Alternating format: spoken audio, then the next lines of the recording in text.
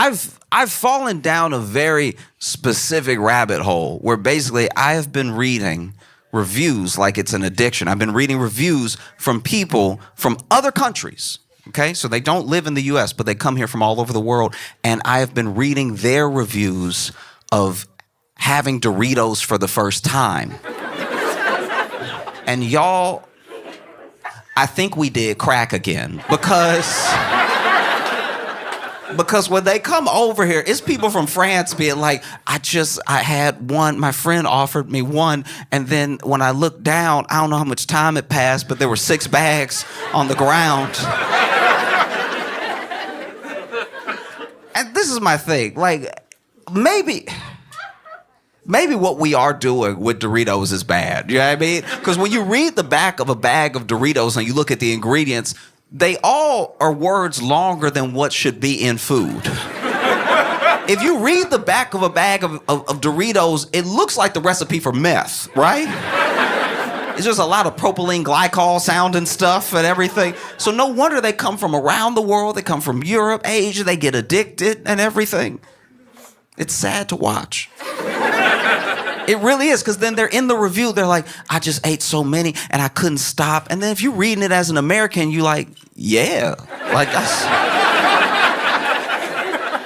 this isn't exactly news or anything, you know? If anything, that's on you for getting 6 of the little bags. You should have got a family-size bag. You know what I mean? If it's just you eating by yourself, you get the family-size bag. It is fiscally irresponsible what you're doing right now. Just getting 6 bags of the little ones like you gonna stop or something. You can't control yourself. You're in it now. You know? And sometimes I see him. Sometimes I see him over. I'm like, you know him. You know him when you see him because you can check the fingers, right? You know? Let me see your hands. And you see the hands like addicted. What a shame. Because no other country lets their companies do to the people what we let the companies do to us as far as ingredients. Like, we're like, man, it's very good. It's so good. It is good. It's not good for you, and it does have a taste that should not be in a human mouth. And I can tell that because people who have been alive for a long time are like, I've been eating forever, and I've never eaten anything like this before. It's taken me to a place I don't know if I want to go to. And you're reading them and you're like, how is it this serious? But then you actually travel, because like I've traveled around the world and stuff, and I've been to some of these countries that talk about the Doritos, and I can tell they're gonna get addicted, because when I go there and I eat their food, I'm like, yeah, y'all missing quite a few flavors. Your palate isn't ready. And you can tell that because you'll go to like the Netherlands or something like that, and they'll be like, oh no, don't eat what we make. Go to like a Turkish restaurant or something. If you eat what we make, you'll die. Like, don't do it. We make cardboard over here. Your stomach not ready for what we do over here. We just boil the water and eat it. Like, you know? But I was reading, there was one dude from Poland who was like, I don't know what to do with myself. He said, I'm reading it, I don't know what to do with myself. I've had every flavor multiple times. A friend gave me some at a party. They always started like that too. Like a friend gave me some while I was at a party. They started with that peer pressure type stuff. And that's how you can tell it's drugs for them. They're like, my friend introduced me to Doritos. I was young and innocent. Now I've been running up and down town trying different flavors and stuff. And this dude from Poland was basically, this is like on a Reddit post, and this dude was pretty much admitting that he was extending his stay in the States to spend more time with Doritos. He's like admitting to the open internet that he is overstaying his visa to eat as many Doritos as possible. He is risking ever being able to return to the country. I live in New York, and sometimes I'm walking down the street. Sometimes I walk from show to show instead of taking the train and stuff. And I was walking from one show to the other, and I was passing this bodega. And outside the bodega was a dude that was over here like, you know, just standing there, doing one of these and everything. And I don't know, I've lived in some bad neighborhoods, all right? And when you see this, you know their day isn't going well, right? This right here, if you walk up on somebody and they're doing this, you about to be asked for a favor, right? Like, these are not the movements of someone that's just gonna wish you a good day, right? Like, you're about to hear a story when you see this. And so I'm walking by, and as I walk by, he's like, excuse me, sir. And I was like, oh, that's different. What's up? How you doing? He's like, I was just wondering if you could spare $1 or $2 so I could get something to eat in there. And then I had a $5 bill in my pocket, so I handed it to him. He's like, oh, thank you so much. And to get some Doritos. It's like,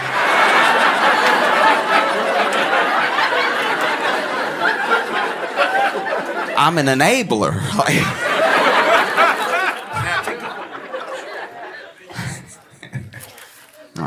I've been very excited to come to Dallas and spend time with you, make you laugh and everything. I love coming here because I grew up in Louisiana, and so we would come to Dallas a lot. Yeah, didn't tell you which part. And I would visit, Dallas sometimes growing up and stuff, and the thing that we're known for in Louisiana and in Texas is just amazing food. Right? Things that will change your life, things that you won't forget, amazing meals of every type, Like, we're known in Louisiana for a lot of the Creole stuff, jambalaya and gumbo, everything like that. And then in Texas, it's a lot of the barbecue, a lot of good meats and everything. And then you see people in other parts of the country that will start a whole restaurant pretending to do what y'all do here, right? Like pretending to be the same. And then you'll go there. You might even walk into a, real Texas barbecue restaurant in Pennsylvania.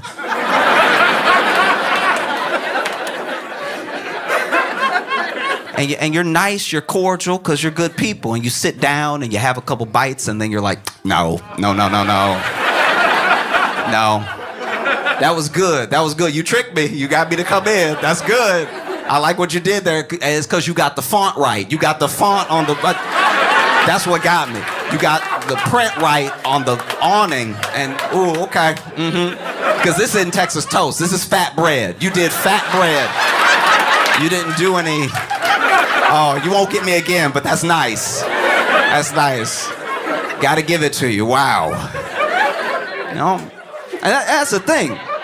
Is that sometimes, you have food that people really believe in, but it is bad. It's just not good. Belief doesn't make a meal, right?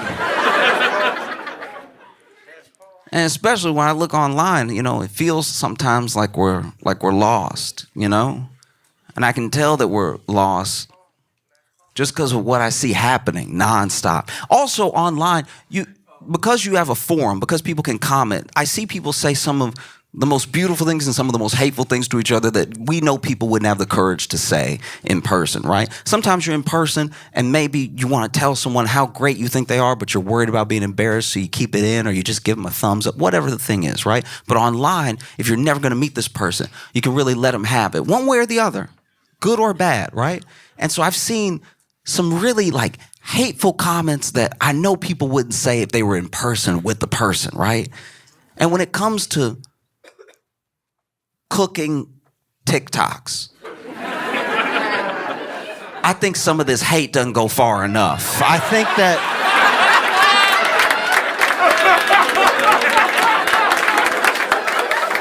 it's important to really let the people know. You know what I mean? Because you watching whole nasty recipes be made and then people just commenting the vomit emoji. It's like, no. We need to get into their personality. We need to get into their upbringing. We need to get into why they thought this was a good idea. Because they love to do it. They love to make nasty food and then film themselves, no shame, film themselves making the nasty food that should be illegal. The police should be kicking the door open as we speak. And not only did you not keep this a secret, you filmed it. You did an edit, and then you put it out for the world to see. You self-incriminated for no reason.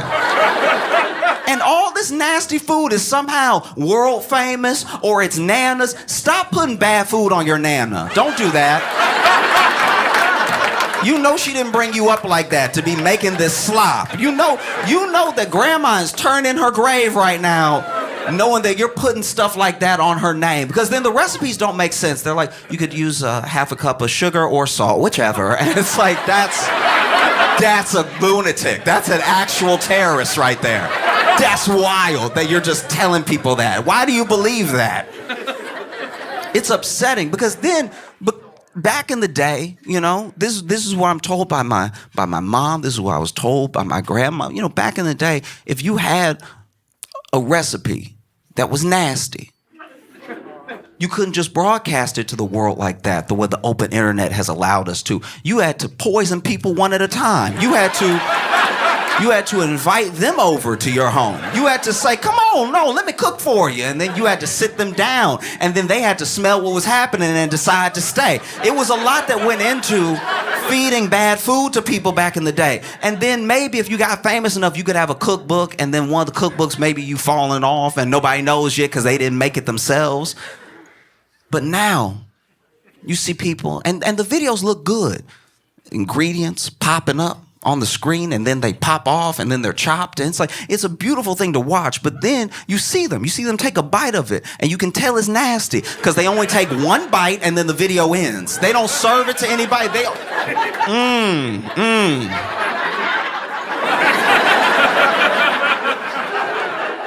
Because you know you've been invited to someone's house that thought they could cook but couldn't.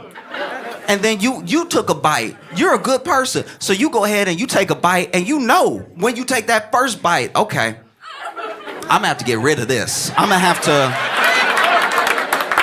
to figure out a way. If there's a dog nearby, but I'm not gonna swallow. No, you're not gonna get me. You take that first bite, and they're like, how you like it?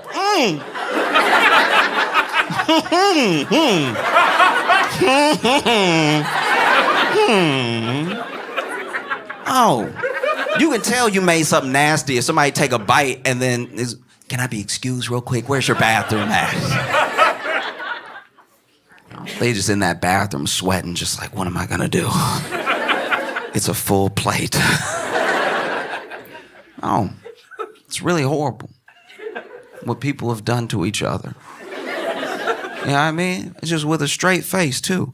And now you got people broadcasting. Come with me while I make my Nana's world-famous mayonnaise grapes or whatever. Like, and they don't even know there's anything wrong with it because, once again, they weren't brought up with sense. You know? The amount of times I've been brought over to someone's house, and look, if anyone goes to the trouble of cooking for me, I appreciate it. You took your money, you bought the ingredients, and maybe you messed it up, all right? Maybe that's what happened, but I still appreciate the effort, right? As long as I don't have to finish it, you know? Because the amount of times I've been invited to someone's house and been fed shepherd's pie. You can tell from your groans. Like, shepherd's pie is already on the line. Shepherd's pie is crip walking a tightrope of nasty, right? One false step and shepherd's pie has fallen into slop, all right? You can't just do whatever you want with shepherd's pie and make it delicious. That's not how the world works. And I have been fed shepherd's pies that make you go, maybe I don't know how to eat. Maybe I'm the one. You know what I mean? Because I'll bite into a shepherd's pie and they'll be like, what just cut my mouth? Because that's what I hate. If you invite me over, at least know you cook what you cooked. Know you can do the thing that you said you... Don't invite me over and then be like, you know, I just went ahead and threw out the cookbook on this one and just went with the flow. Not with my mouth. The amount of shepherd's pies I've had where I've been like, all right, how good of a friend are they? One time I got invited to a friend's house and he made shepherd's pie and he put he plated us, right? Gave us the bowls of shepherd's pie or whatever and then fed the dog at the same time. And the bowls looked the same, right? And so I was like, what did you do for this to look like this? There's shepherd's pie and then look, I'm gonna lose some of you, but we have to talk about it, all right? I've been invited to friends' houses before where they have served. I won't even say served. They subjected me to their version of pot pie. Pot pie is unacceptable, all right? Pot pie is absolutely insane. First of all, I knew I didn't have money growing up when my mom would take us to Walmart and we would go to the frozen section and she would grab that banquet pot pie, right? That red box of pot pie. In the only condition where a pot pie looks good is that picture. When they pull it out the oven and they do the slit and the steam coming up. And you don't even see. You see the steam and you see the crust of the pie. You don't see the slop that's happening below. You don't see the insanity that's having that hot sludge with peas and carrots and supposedly chicken. You're not seeing any of that. That's not chicken. I know chicken. Me and chickens are tight, right? I know chickens back and forth, left and right, and that is not chicken, okay? That's not chicken at all. I don't know what it is exactly, but it doesn't have the consistency. That's not chicken at all. Sitting there with a pot pie is disgusting, okay? I remember the first time my mama fed me a pot pie. Went, got it, put it in the oven, was telling me about it. Oh, I think you'll like it, everything. And then, she pulls it out of the oven. I remember my first bite of pot pie. I looked at my mama and said, Mama, I'm gonna work so we don't have to live like this. Like this, Mama, I'm gonna change our lives, okay? It won't be like this forever, all right? Because I know you doing your best. Pot pie, the hot sludge that is under the crust of pot pie. And then I had a friend try to argue with me about pot pie. He was like, no, the crust is the best part. Ooh, okay. Wait, if you think crust is the best part of the pot pie, I got good news for you. If you love the crust of a pot pie, I got a good word for you today. There's something called bread, all right? Oh, if you love the crust of a pot pie, wait until you meet bread. Bread, when bread comes into your life, it's gonna change. If you love the crust of a pot pie so much you're willing to endure a pot pie, then get ready to meet toast. You can have dry, crusty, delicious bread that has nothing to do with purple Greek sludge, whatever. Because that's the other thing. It's people's version of pot pie. So I've had pot pies that were just like the standard peas and carrots and chicken or a little bit of beef or whatever. But I've also had ones where they were like, I threw a little goat's cheese in there. I did. This is not up to interpretation. This thing is nasty through and through. Pot pie.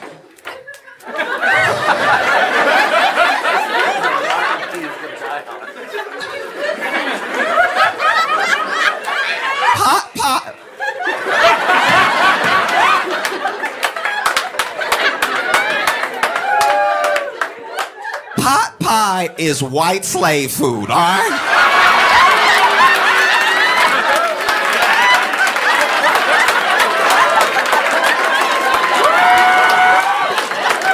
This is the food of subjugation.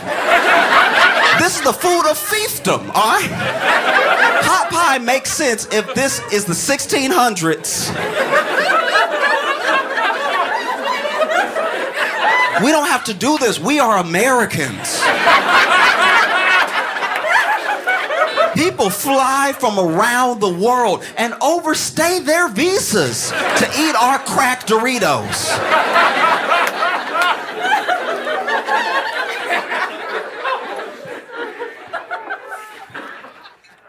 I've been watching so much news, which is depressing. It's like they don't tell you about the good stuff. You gotta go find the good stuff on your own.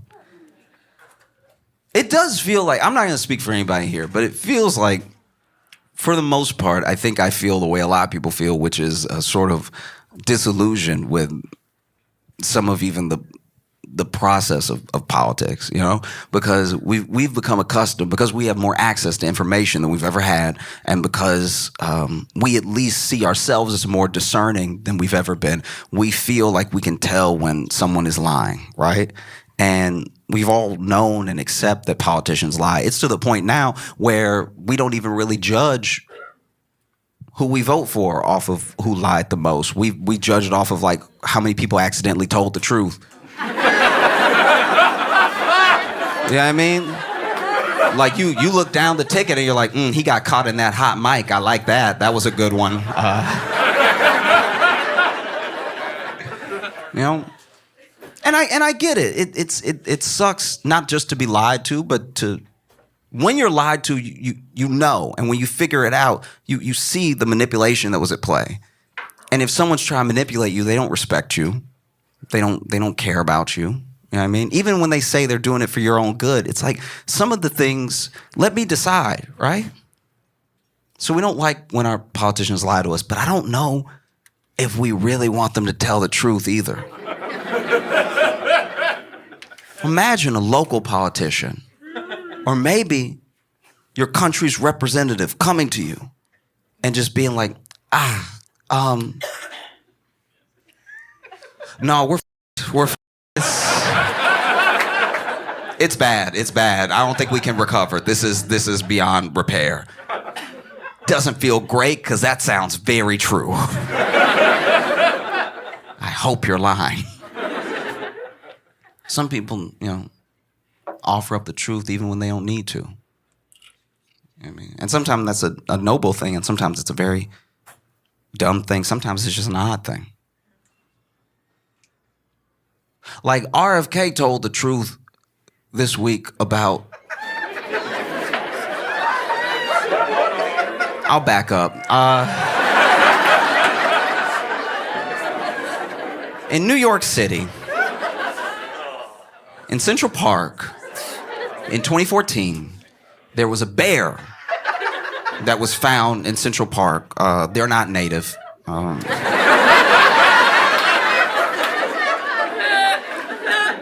There was a bear that was found in Central Park next to a bicycle, right? And no one understood what happened. The police looked into it. The police couldn't figure it out. The internet sleuths couldn't put anything together. It was a genuine mystery, a decades-long mystery up until this week,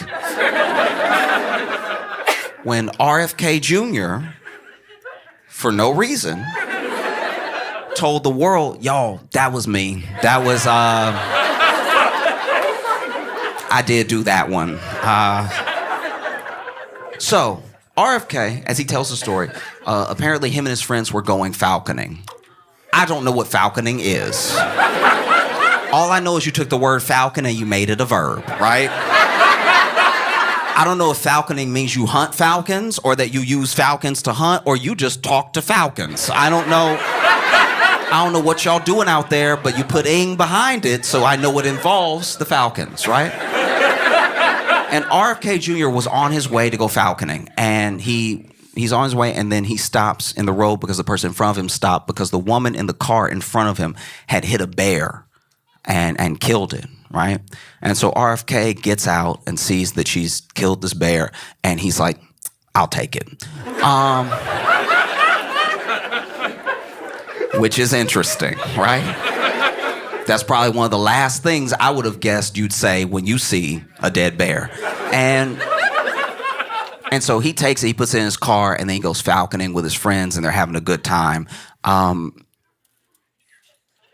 I know we're talking about RFK, but for a split second, I want to focus on the woman that was driving, right? Because there are a few shocks that she had to get over within her day. One, you're driving. You're just a woman in the world living your life, and you're driving, and then something runs out on the road in front of you, and you hit it, right? And that is a car accident. Like, we can't forget, this person was in a car accident. Like, I hope she didn't have any injuries or anything. And just a near miss alone can be shocking. It can rattle you for like days or a long time. Depends on what happened. And so she hits this thing and has to get over the initial shock of almost being in what could have been a very bad car accident. And then she gets out and she's like, what did I hit? Was it a deer or something? It wasn't a deer. It was a bear, which is specific. I don't know anyone else it's happened to. And so you get out of the car and you're standing over this bear that you've just hit. And you're also, wow, I was almost in an accident, so I'm shocked. My heart is racing. It's sad. I've just killed this animal. And then RFK Jr.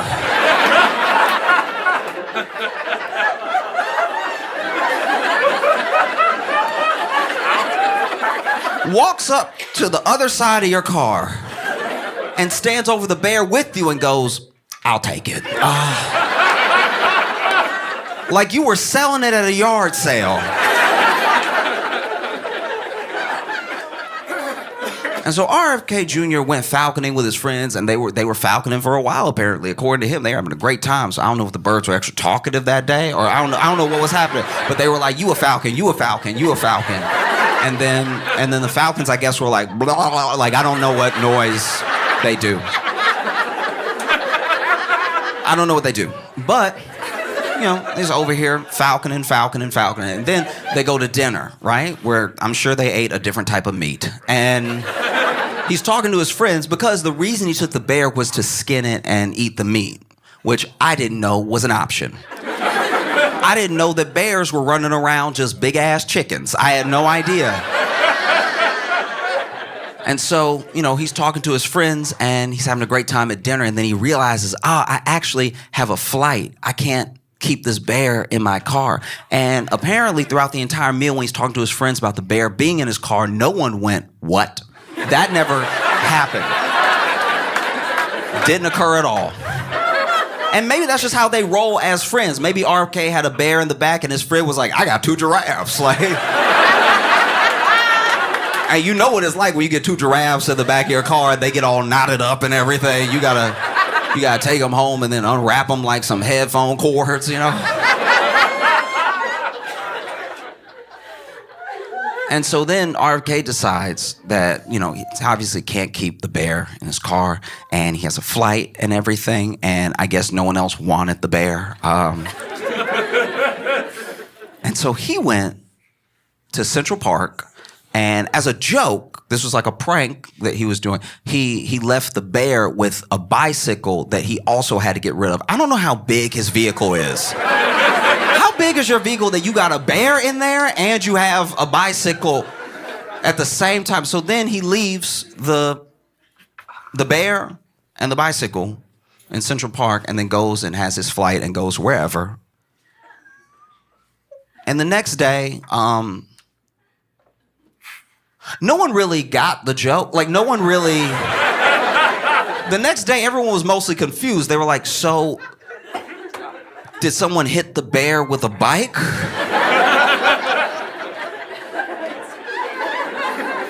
Or was the bear riding a bike and then decided to die? Like,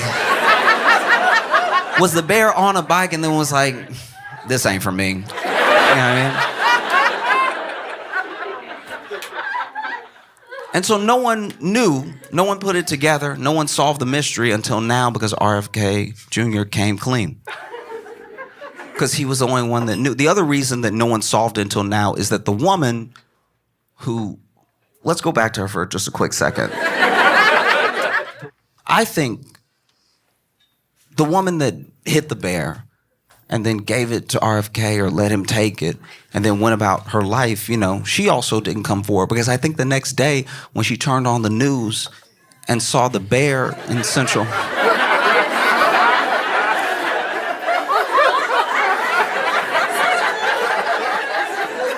she had to have been like, nah.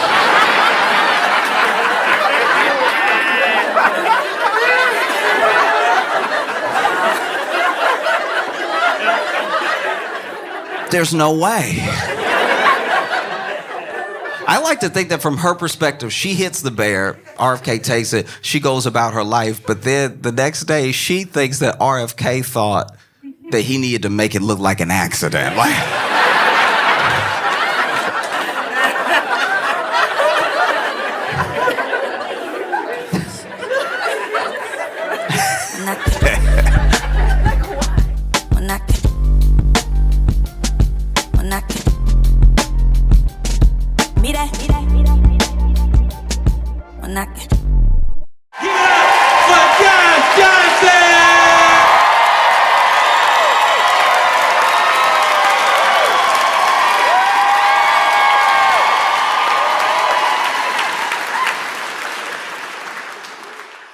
It's awesome to be here with you in Calgary. I appreciate y'all so much.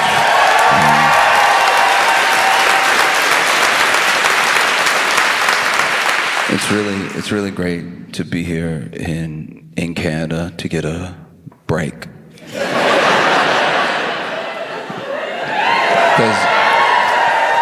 Because when you live in the U.S., you like live there. And it's like all the time. Like you there like every day. Like unless you travel, you there every day. It's all happening all the time. You have the notification on your phone. It's bad. It's every day you wake up, you're like, oh, again. No, it's rough.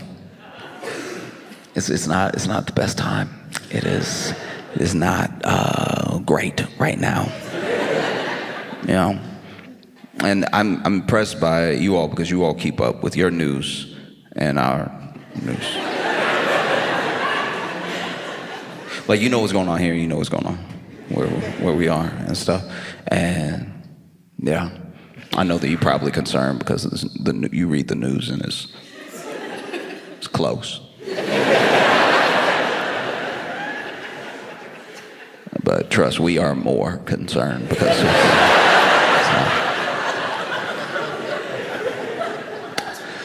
When I was a kid, there's this kid, I was just call him Laquan because rhymes with his name. But I always wanted to be really good at like climbing a tree. Like when I was reading stories growing up, some of my favorite characters were like very outdoorsy and they could climb trees real fast and everything. Maybe that'd be half the story was climbing the tree. And I just didn't have the grip. Out of fear of heights, I would just slide down. You know? I didn't have it like that, but Laquan was fast. Was like, you know, up here, and just knew like where to put the foot to get the hand. To just had like an awareness of everywhere that his body was, you know, and he was able to get really high. And then one day I was seeing a neighbor. The neighbor was like, "Did you hear about Laquan?" I was like, No, I didn't hear what happened. He was like, "Oh, he fell out of the tree, you know, and basically he got really high, but then a branch snapped, and so he had fallen, and then he bounced a couple times, and then he bounced between branches and just kind of hit every." You ever played pinball? He basically did that all the way down to where the actual final landing was pretty soft because every branch before that really broke his fall from what would have been a dangerous fall was now more of a plop with several lumps all over his body, right? And hearing that story was like painful because the kid that was telling me about it was there. So he was describing it in great detail. He was like, and then he was like, boom, and then he was like, boom, and then there was one branch he hit, he was like, oh! You know, boom, boom, boom, boom. And hearing it was like jarring, you know? I can only imagine what it would have been like to be Laquan falling out of the tree. And that's what it's kind of like to be in the US as you like hear.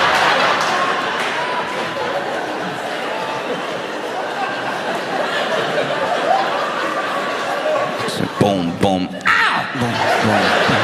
Oh! Boom, boom. Because I try when I go to different places to read a little bit of their news. I have to admit to you that I am not like so internationally minded all the time that I'm reading everybody's news all the time. I'm mostly focused on the news where I'm at. But in preparation, coming to Canada, I've been coming to Canada off and on for the past 2 weeks, and I've been reading news of the places that I've been going to, and let me just say, truly, it has been so sweet.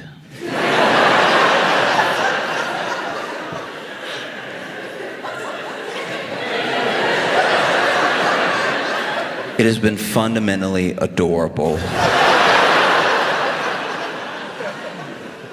to read and watch your news delivered with such earnestness,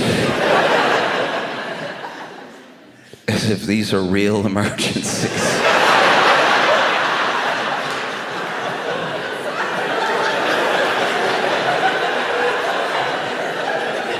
They're not. I guarantee you they're not. To just...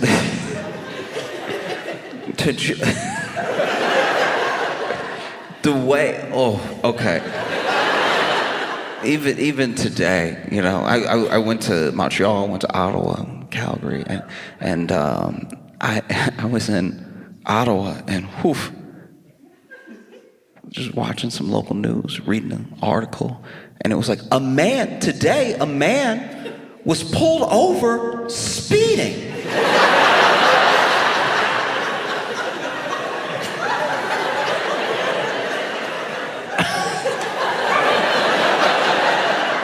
I mean, where are you off to in such a hurry, buddy? Is the car not enough? Is the vehicle not enough? You have to punch it. Maybe you should have left earlier, all right? Maybe think about that. Think about your own safety, safety of others, you know? Speeding. Now, look at yourself. Got yourself pulled over, now you're late, all right? A man today was pulled over speeding, and when the police pulled him over, it turns out he had drugs in his vehicle.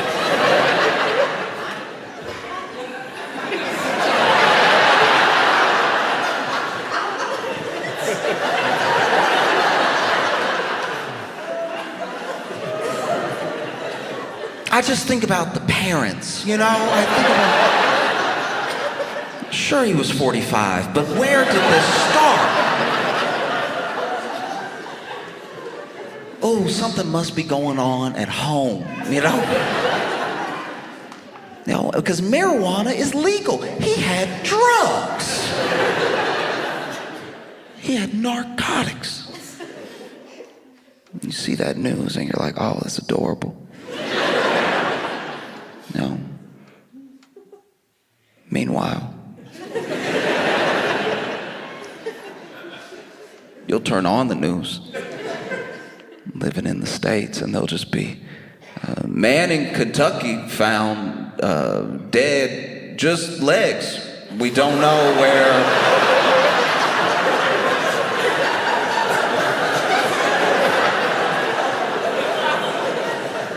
We have no idea what happened to the top half. It is just legs. We're assuming it's a man. These could be any legs, really. We just sort of said man because of the size of the shoes, but while we're at it, let's just be on the lookout for anyone. If you see any top halves missing a bottom half, please call this hotline. You know? You see it. You see it all around. Even here, you know, come here, turn on the news, maybe read some news, and you see people angry, distraught. They're Canadians in Calgary, furious, right? Interviewing them. And they're like, I can't believe that our city, I can't believe that the province would put a sign right here.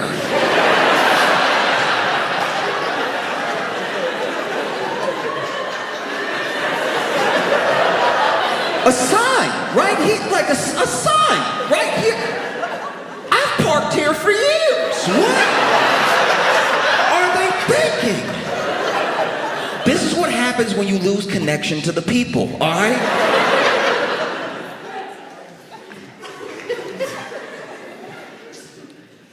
Meanwhile, in the U.S.,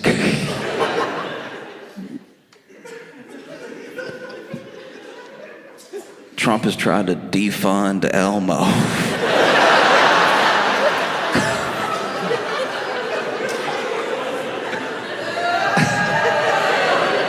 I didn't do it.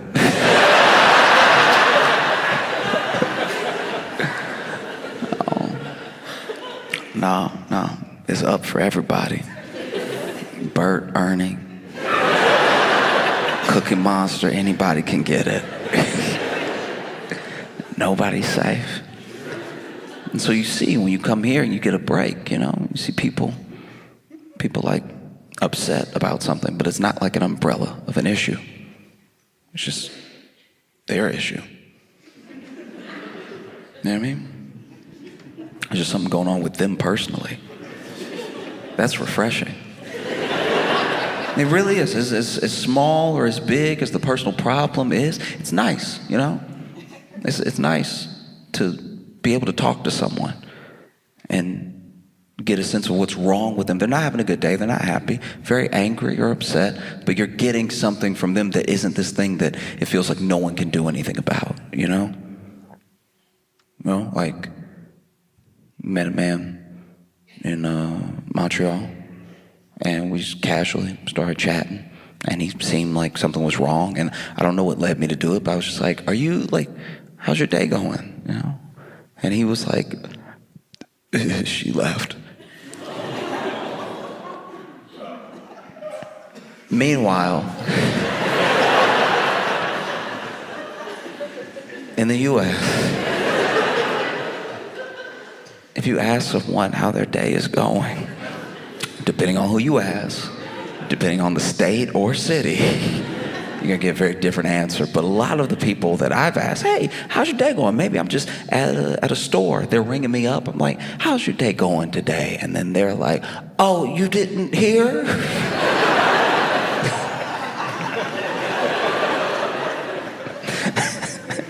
You didn't hear? He's outlawing reading. It's over.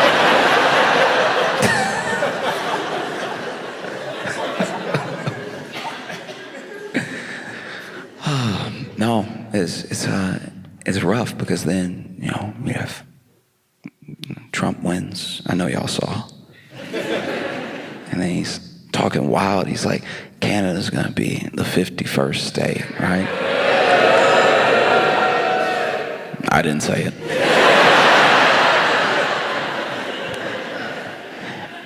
I do think, though, that one of the reasons, even the dog, even the dog. Dogs don't even have an understanding of, like, geographical boundaries or borders, and even the dog.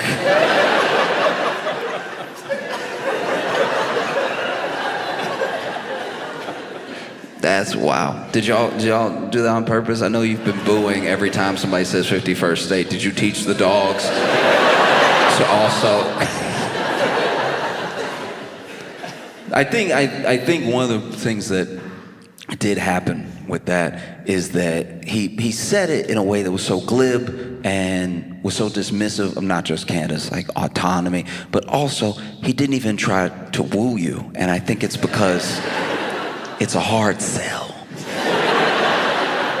You know what I mean? You're telling me you don't want to be part of the United States, you don't want to get shot for free?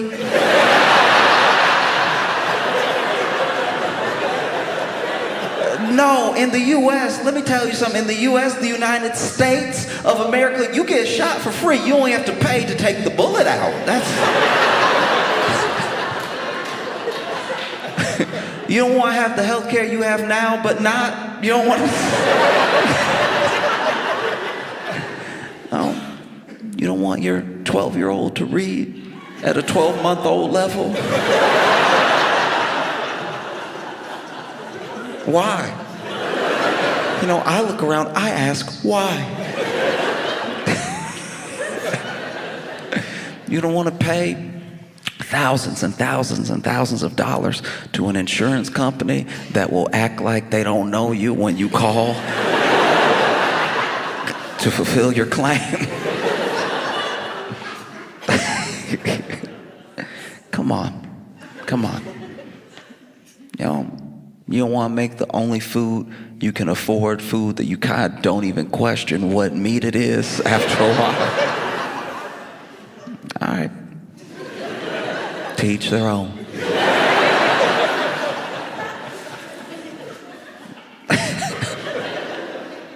You know, because look, it is a tough sell to be the 51st. I don't think that it would really work. One, because of the things that we're used to. You know, just in government alone, you have a parliamentary process. We have Congress, right? You have several parties. You have lots of parties to choose from. I say lots because we have two. So even 3 would be like, wow!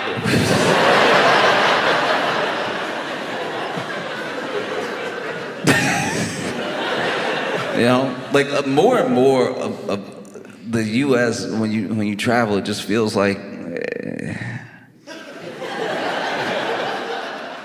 it just feels like as someone from the States, when I go to other places and I'm learning whether it's their culture, different processes of government or just customs or something, I always come off like I'm not used to anything. Like they took me on a date and I got to the table and I was like, salt and pepper.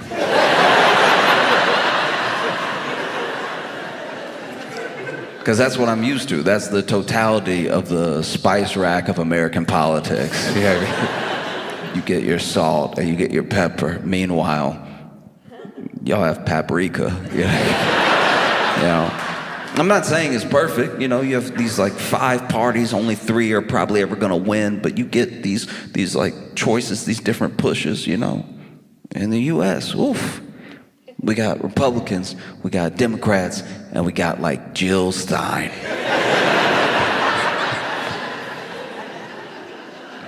Like I've been learning about your parties. I really didn't realize how much deeper it went as far as like the seats and the majority, and that no confidence vote is a pretty big thing. That's crazy. That's a no confidence vote. Okay. Look, because I found out about no confidence, and I was blown away. So basically, I know you live here. I'm not telling you what it is. I'm telling you how I found out what it was, right?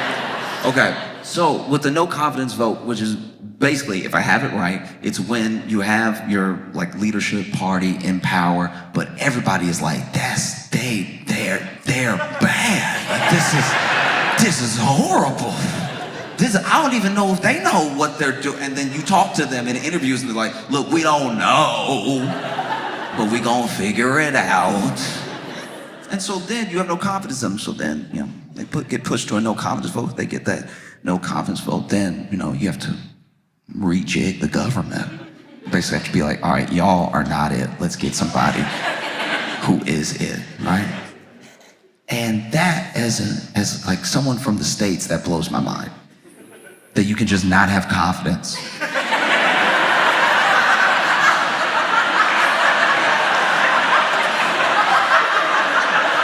That you cannot have confidence in your leadership and you don't have to wait.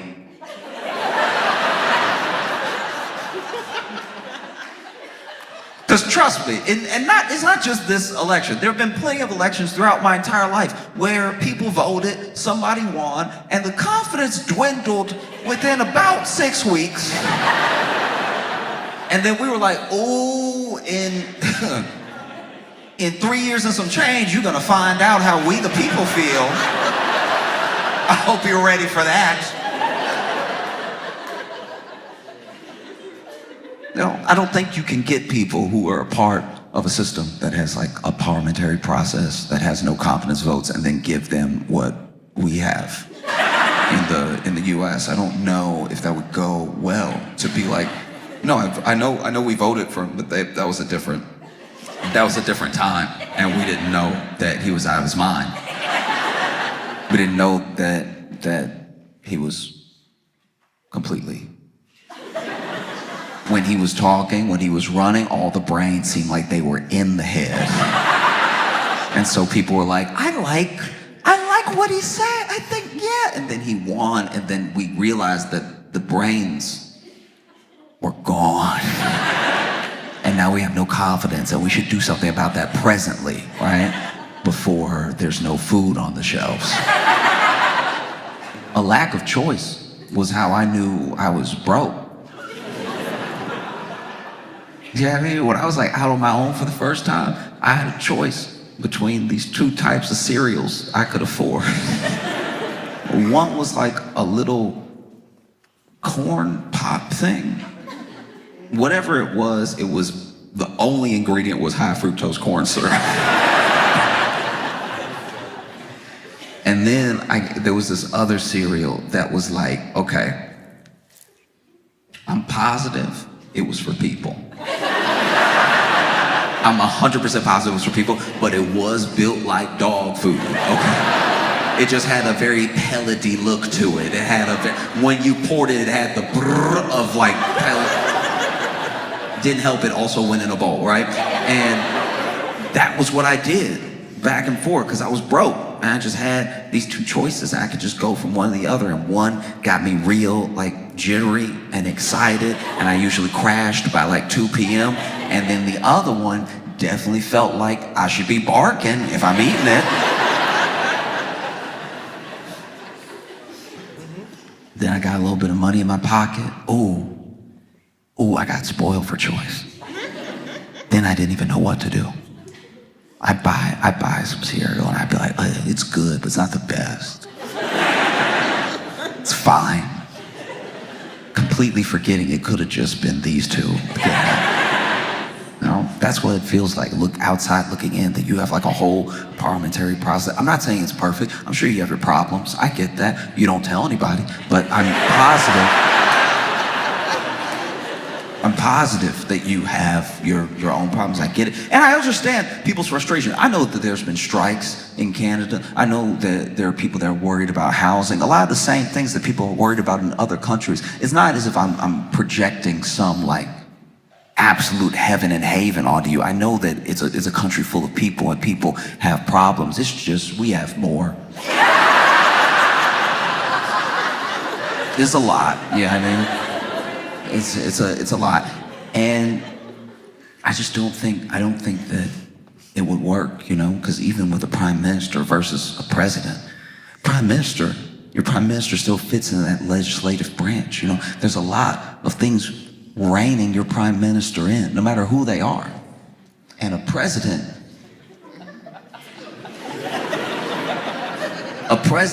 we're coming to realize by accident is a king. That's a king. We thought we left, and we really did. We were like, we don't want a king. Get out of here, Britain. And Britain was like,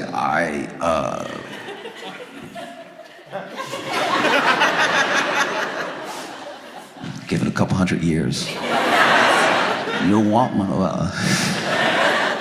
No, because we have this different branch, this executive branch where the president's power resides, that is deciding to not really pay attention to or heed our legislative or judicial branch, because it's really the legislative branch that's supposed to decide if we defund Elmo. That's really their purview, but he was like, no, I'm the only one that gets to look like this.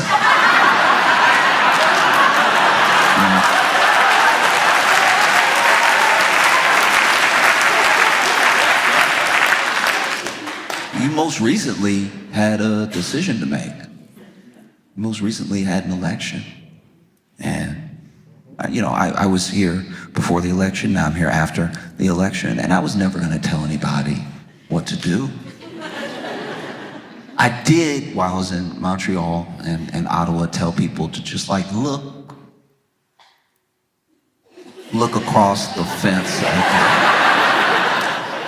Just check if you like that. Because they always say that the grass is greener, but sometimes your neighbor doesn't have grass. Sometimes it's just a Buick on blocks.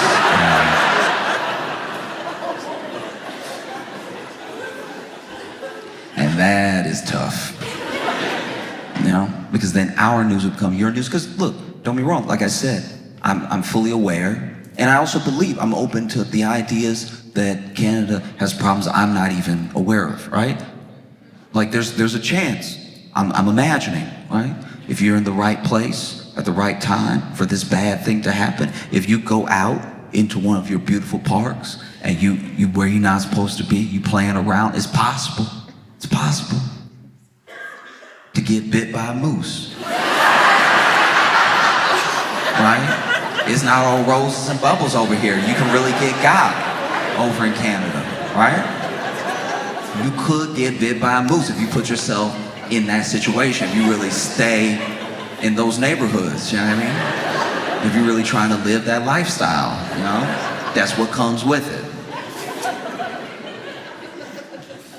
But trust me when I tell you, you're not ready for daily U.S. news. Sure, you could get bit by a moose here, but just the other day, a man used an alligator to rob a liquor store.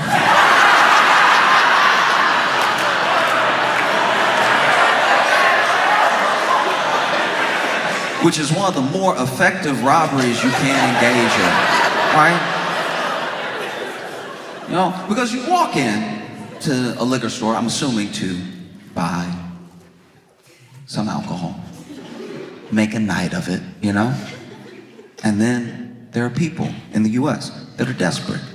You know, desperate because we don't share the same social safety nets, we won't even share some of the same attitudes around a network of community the way that Canadians do as a baseline. I know not everybody agrees, and you have your conservatives, your liberals, and everything, but for the most part, there's a genuine understanding that, like, okay, healthcare, we're gonna have that, we're gonna do our best with housing, we're gonna do our best with all these things, right? And in the US, it's mostly like, hey, get it how you live.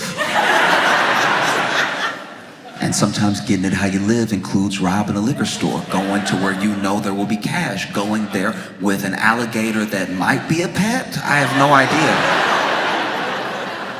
I truly don't know if this is a pet or if this is an alligator that he found, or if this is an alligator that he like going in on it with. He's like, look, if I get the cat, because look, I do like the idea of them being partners. I do like the idea of them getting together and being like, listen, all right, you like raw chicken, you like raw chicken thighs, okay? If I have cash, I can buy that stuff, I can give you some of that, so we'll split it in chicken thighs and cash. Cash to me, chicken thighs to you, just so that we're clear, right? So I'm gonna go in, I'm gonna pick you up like a puppy, right? But then I'm gonna grab the back of your tail, I'm gonna swing you around, right? And when I swing you around, I want you to be like, ah! Just really make a show of it, keep the mouth open, let them know what could happen if they don't act right? Because he didn't go in, this man did not walk in holding it like a rifle, like anybody can get it. And hey, don't move, right? No, this man came in, swinging gator at people, right? And people couldn't run out fast enough. Now, it was a mistake to start swinging it in the doorway, because you really only want the actual cashier to be intimidated. Now, you've made 8 people think, all right, it's all of us against him, the alligator. You have more adversaries than is necessary. You know, then you try to get the cash and everything, but it's hard to get the cash because the alligator, he's not really thinking like a robber. Alligator was told to do his thing, so he doing his thing. You know, like that wiggle that they do, going as hard as he can, throwing hip, right? Like, alligators don't have booty, but if they did, he'd be twerking, right?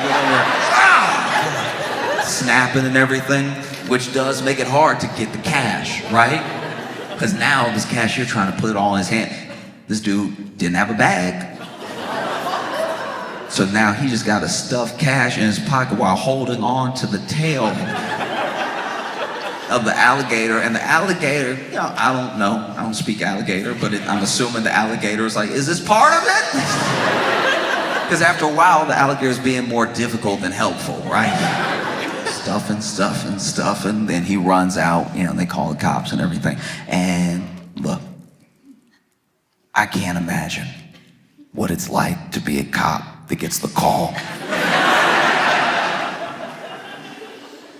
that there's someone robbing a liquor store with an alligator. I'm sure those cops were like, couldn't it just be a gun?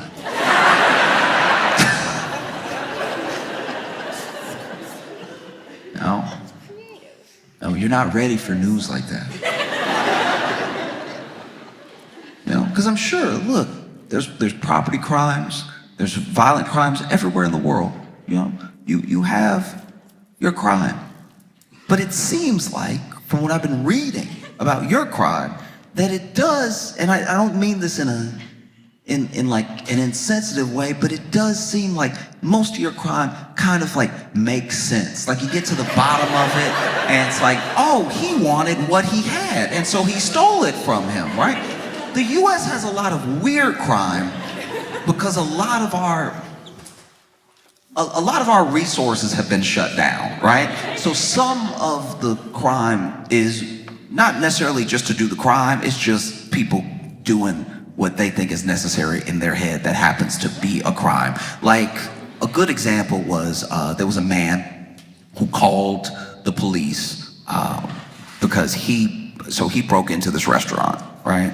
Broke into the restaurant and I think he just wanted food. That's what I'm gathering from like the call. So he just wanted food. He called in to 911 and they were like, 911, what's your emergency, right? And he's telling them off top, look, okay, I'm not where I'm supposed to be, all right? I did break in here, get a little something to eat, make a little snack, all right? But somebody else is in here and y'all need to come quickly.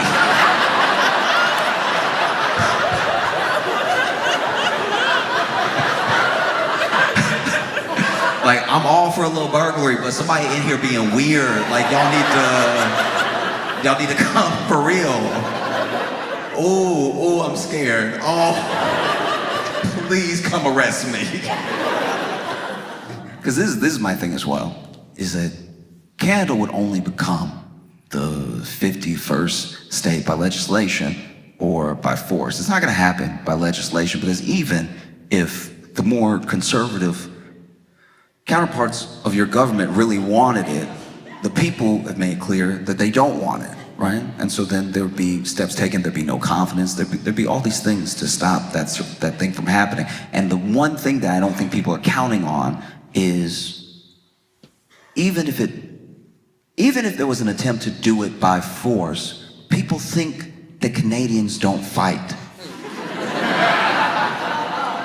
But your favorite sport,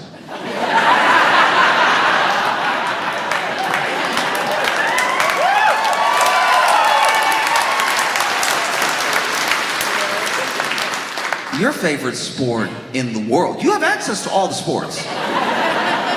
You have access to all the sports. I understand it gets very cold here, but the one that you picked was the one where a fight could break out at any time. And not just like break out. Like sometimes there's a reason. Sometimes there's a clear, I don't really follow hockey because mainly I can't see it. I want to follow it so bad. Everybody seems like they're having a good time, but every time I've watched hockey, I've had to pretend that I know what's happening. You know what I mean? It's like being tone deaf watching like a singing show, like a singing competition, like watching X Factor tone deaf, and then you're just waiting for other people to cheer, so you're like, oh, they getting it, no. Yeah, actually, no, you're right, they bad. No.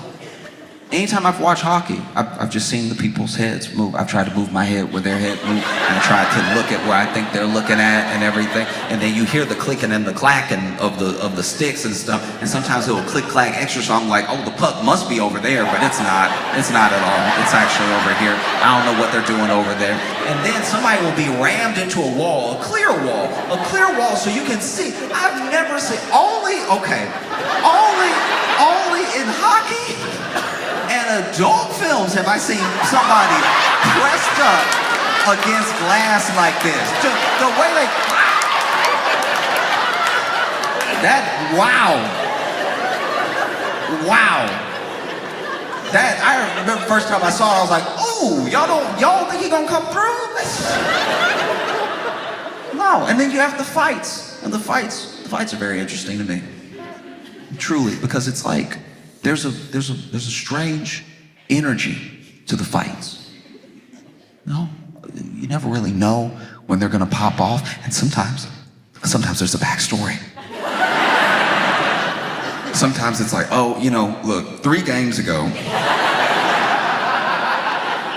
you don't just have fights, you have drama with the fights. You have a real soap opera to follow. And then you see them and those gloves off. remember the first time I saw it. They threw the gloves off and I was like, ooh, won't your hands get cold?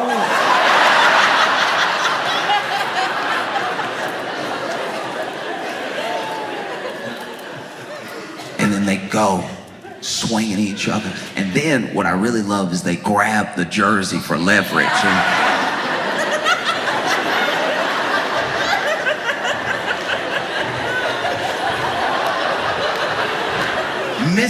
Missing, horrible, missing, nothing but missing. And really try to get close. Come here.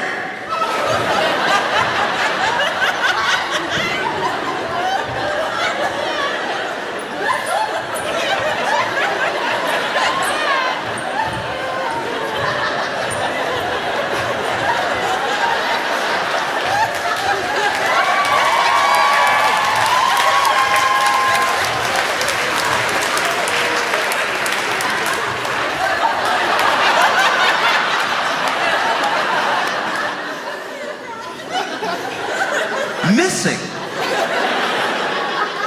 But every once in a while, you get somebody with incredible balance and hand-eye coordination. They throw those gloves off, they grab them. You would think they weren't on skates. They swing it around and slide it, but they're still like,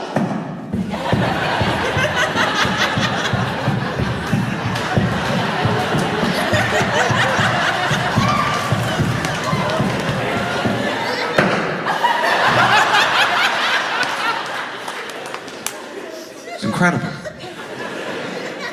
Anytime, anybody can get it. Incredible stuff. People really believe that Canadians don't fight, that they don't have fight in them. We didn't know you had booze, you know? But I knew because a while back, I saw a news story that took place in Canada, you know, trying to be international. And I saw this news story about a man who was woken up in the night when two burglars broke into his home and were trying to figure out what they could take. They clearly hadn't done a good job casing his residence. So they're just looking for whatever, right? And then he wakes up, and let me first say this. If someone breaks into my home and is looking for what to steal, I don't know if I'm gonna confront them immediately. I think I might try to come up with a plan. You know, maybe I'll pretend I'm a ghost.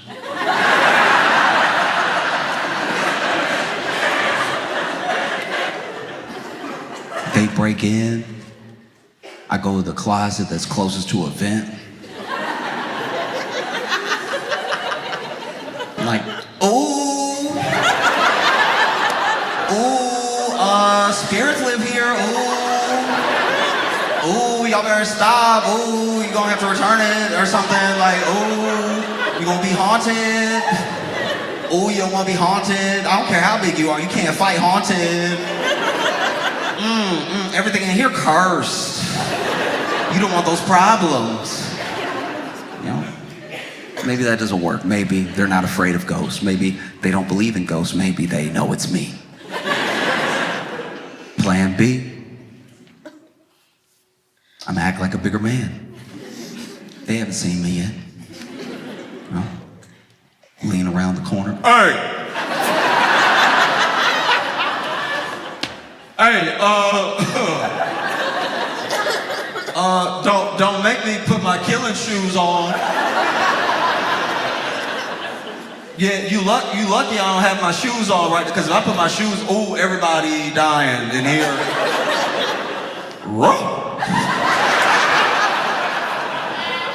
Because that's plan C. To act like my own dog.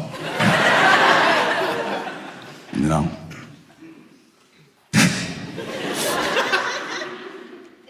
Lean into my phone, make a recording, put it on the ground, slide it down after I hit play.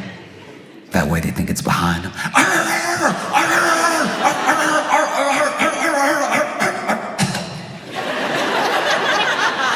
I'm probably gonna cough. Trying to bark makes me cough. And then, last resort, yeah, might have to fight them. No, I have to just run up on them and do what men do. And I have to roll up on them real quick and start biting as hard as I can.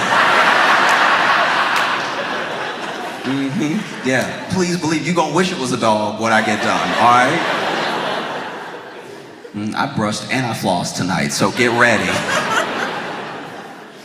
No, but these dudes, they broke into this guy's home and they had ski masks on, and I don't know about you, but if somebody already got the ski mask on, it just makes me feel like they're a professional criminal. Do you know what I mean? Like, you got the ski mask on already, I'm like, uh-oh, this is real crime we're dealing with right now. And this dude doesn't hesitate at all. And all he got on is his shorts, by the way. He just like shorts, no shirt, anything, and he starts pushing them up against the wall, and he starts fighting both of them, and really swinging, and they're swinging at him, and he's taking some hits, but he's giving a lot. Just bow, bow, bow, bow. He's like fight juggling them, because he'll hit one, and that one will fall, and then he gets to concentrate on this one for a second. Bow, bow, bow, and then this one gets up. He's like, you get some too. Bow, right? And then their fight, he puts up a real fight to the point where at first they're ganging up on him. And then they're both like, look, I don't know how nice this apartment is. Maybe nothing in here is worth these lumps we're catching. And so then they try to leave. But he does keep punching them as they're trying to leave. He does just keep whooping ass as they're clearly turned around trying to exit now. He like trying to choke one from behind and kick the other one. And then they run out. They run out of his home. He successfully defended his castle. But then he does also leave. So then he left. I was like, uh-oh. And then you just see in the security camera in his garage, him drag one of them back in. And I was like,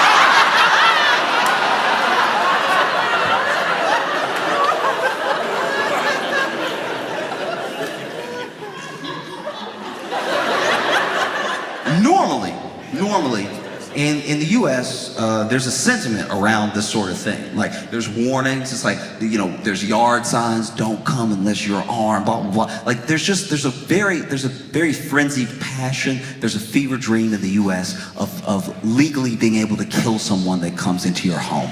We like it a lot. There are some people that are like, please break in. I want to kill you, right? And that is almost always so that the person who wants to do the killing can use a gun. They want to shoot someone. They want to be able to shoot someone. And this man, this Canadian, he didn't have a gun. He desperately wanted to use these hands. He brought them back into the, I don't even know what crime this is now. Like, this was burglary, and it has turned to kidnapping, I think. I don't know if it can still be self-defense if you dragging him back in. And dragging him by the top of the ski mask too, so he over here kicking, fighting going backwards, right? And so then he brings that dude back in, punching, closes the door. This dude tried to get up against the door. He throws it back down and locks the door. And I was like,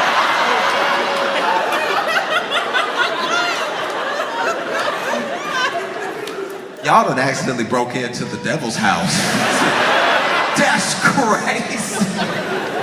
And I think he had one of those things where instead of a key, it was like a combination thing. So as soon as you put in the combination, the lock will start to turn, because that's what's happening. Because now the dude who was the second burglar, he must have been running and realized nobody was behind him. So then he comes back and he trying to get in, and then this dude just keep relocking it, right?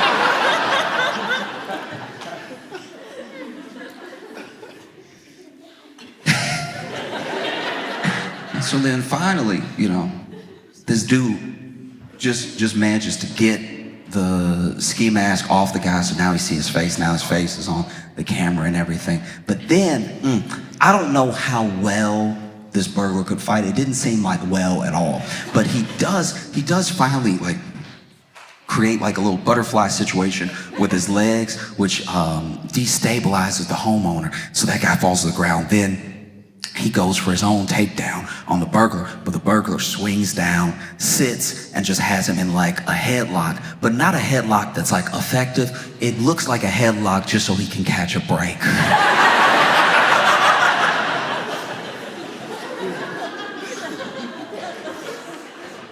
You know, so when you see Trump talk about like a 51st state, I feel like if I worked at the White House, I would just bring an iPad and like, Mr. President, this is what they do.